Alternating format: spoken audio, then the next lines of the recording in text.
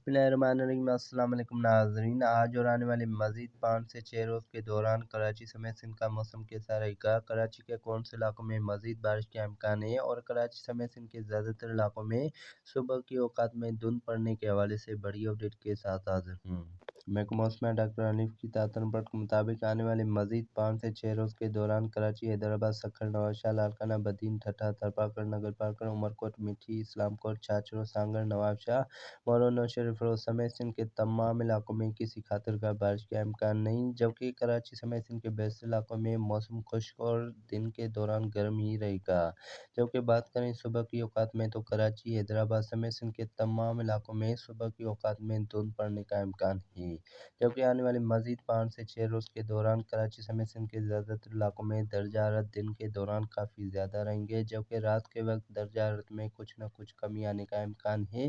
جبکہ کراچی سمیت سندھ کے زیادہ تر علاقوں میں رات کے وقت موسم ٹھنڈا رہنے کا امکان ہے۔